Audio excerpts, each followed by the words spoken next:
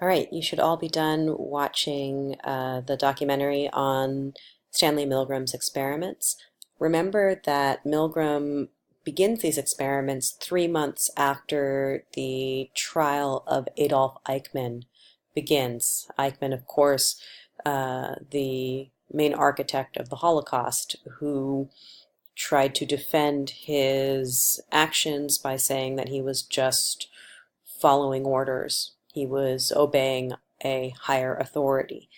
Um, Now, also remember that Milgram asked fellow psychologists at Yale and at other institutions before he um, conducted this experiment what they thought, in their professional academic opinions, the rate of compliance would be with in giving the most lethal shocks. And his respondents said less, about 1% max. As we know, um, in Milgram's initial experiment and in experiments that were replicated later on, almost 65%, or about 65% of the research participants obeyed until the very end, giving what they believed to be lethal shocks to the learner. Now, under what conditions are we most likely to obey authority? When we believe that that authority is backed by some kind of a prestigious institution. So the fact that the Milgram experiment took place at Yale definitely was a factor in people believing, well, this researcher is a Yale researcher. They wouldn't tell me to do something that was wrong or that was harmful.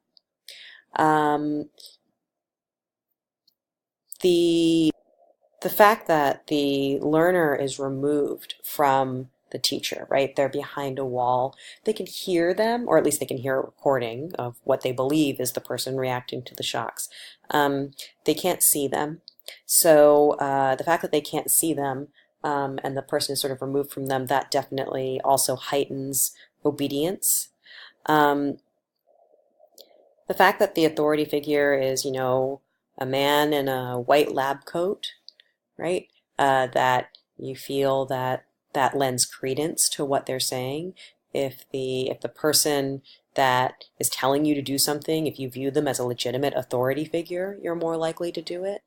And then finally, if nobody else offers an example of defiance, you're more likely to obey. So that's a little bit like the Asch experiment, right? When you have a Confederate or rather, when you have a accomplice who will also go against the group, you're less likely to conform. Similarly with obedience, if you have somebody else who's also willing to defy authority with you, you're less likely to blindly obey authority. All right. Let's talk about group. We're going to move on to thinking about group behavior. Social facilitation and social loafing. These should be pretty easy to consider because you experience it all the time. Social facilitation is the idea that when you are in front of a group, you will perform better to a point. So, for example, situations in which you will perform better in front of a group, if that group is friendly towards you. For athletes, you all know that you prefer playing home games as opposed to away games. When you have a friendly crowd that's cheering you on, this helps you to perform better. Now, when you are performing a difficult task, all right, something that's hard, you might find that an audience doesn't help. And this leads back to, if you remember from motivation, the Yerkes-Dodson law. Remember Yerkes-Dodson law that says that it's good to be aroused when you're performing easy tasks because you'll do them better. But if you're aroused or too aroused while you're trying to perform a difficult task, your performance will actually decrease. So having a crowd around you will arouse you. And if you're doing a difficult task, it might be too much excitement, too much distraction, and you actually won't be able to perform that task as well. Now, social loafing is something that you are all very, very familiar with. It's why many of you really detest doing group projects. Social loafing is that when we are in a group, if we think other people are going to pick up the slack, we may not work as hard. So you have lots of real life examples of social loafing. Maybe some of you are the social loafers.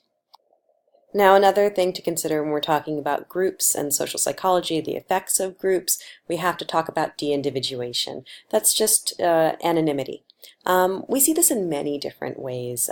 For example, think about the Stanford Prison Experiment and the way that the guards would wear mirrored sunglasses. In a way, by taking away the ability of the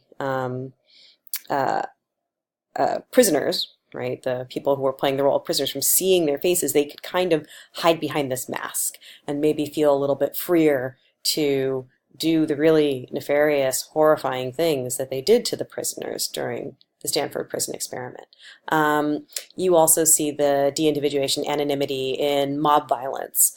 When people are part of a large group, that they feel that their singular personal identity will not be apparent.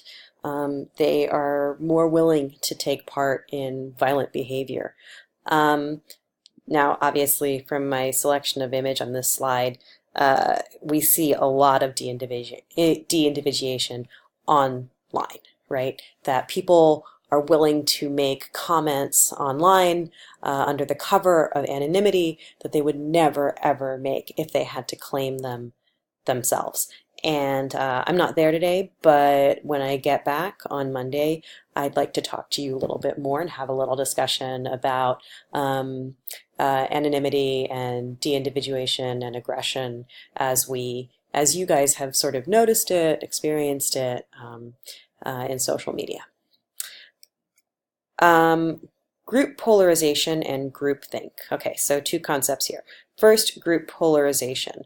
Group polarization is that when we have, let's take for example, if you have a group of like-minded people, all right, and you put them all together and they talk with one another, they, in their agreement with one another, they're going to amplify each other's opinions and consolidate them. So, for example, if you have a group of people who have a tendency towards bigotry, racism, and they come together to discuss their opinions, they will consolidate their opinions, and actually their opinions will become more extreme, more polarized. Similarly, if you have a group of people who are very tolerant, very right, very accepting, they will come together. If they come together and discuss their opinions, they will become even more tolerant and push. So we get this kind of, you can't see me right now, but I'm sort of pulling my fingers apart and indicating two separate poles. And that's it's right there that like-minded groups will pull each other towards the extremes of the opinions that they already hold. Now, groupthink, we have a very famous historical example for groupthink, and that is John F. Kennedy and the Bay of Pigs, right? You remember this. Hopefully, you all remember this from U.S. history during the Cold War. The plan to have elite troops invade Cuba, overthrow Castro. Of course, it fails miserably. It just does not work. And in the aftermath, Kennedy is sort of thinking, well, how did this happen? And this concept of groupthink, right? Like everyone was a yes man. Nobody felt comfortable dissenting in that elite group of powerful men that were making the decision to attempt this overthrow of Castro. Nobody could say, well, maybe this isn't working. There's some major flaws in the plan. And so they go through with this disastrous plan to no avail. And this is why Kennedy then, after this, decides like you always need to have dissenting voices in the room in order to really make sure that your ideas are solid. the some of you may know of it, but in 1986, very tragically and famously, the Space Shuttle Challenger exploded. And in the aftermath and trying to figure out why that happened, again, groupthink was at fault. That there were people who had concerns about the construction of the shuttle, and they did not feel comfortable voicing their dissent because of groupthink, the need to sort of agree with everyone, not wanting to cause discord in the group by raising a dissenting opinion. Another thing to remember when we're thinking about groups and group influence on behavior is culture. Culture is all around us. Culture is the air we breathe, it's the water we swim in. By this I just mean it's very easy to fall into a trap of thinking that culture is something that only other people have. In faraway places, right? No, all of us have culture. All of us are engaged in culture. You right now are engaged in student culture, and you're creating it. And so what do we mean by this? You are right now involved in the culture of the behaviors, ideas, attitudes, and values and traditions shared by a group of people. That group of people is Sage Hill school students, right? Or Californians. That is culture. Culture is basically everything humans do that cannot be attributed to your genetic inheritance. Now, cultures have certain norms. Norms are just understood rules for accepted and expected behavior. All right. Finally, finally, we will just speak on minority influence. All this talk about the group, what about individuals? It is true that a very determined individual can make a difference in terms of the beliefs of a group. So I know that I believe this year our thespians among us put on 12 Angry Jurors, the story of a jury that is completely turned by the convictions of one singular member of the jury who believes in the innocence of the man on trial. And slowly is able to kind of convince everyone else. So we do see that it's not all doom and gloom, that we're always going to go along with the group, that there is no individual, there is no power in the actions of the individual. We do see that individuals can make a change. All right, that's it for this module. And the next step for you guys is to do some review with an FRQ that is a research-based FRQ. This is very important. It is 99% sure that you're going to get an FRQ like this on the AP. So go ahead and look at the next instructions that I supplied for you in the content file for today and work on the FRQ. Homework is on Canvas. I'll check your Barron's on Monday when I get back. All right, have a wonderful weekend.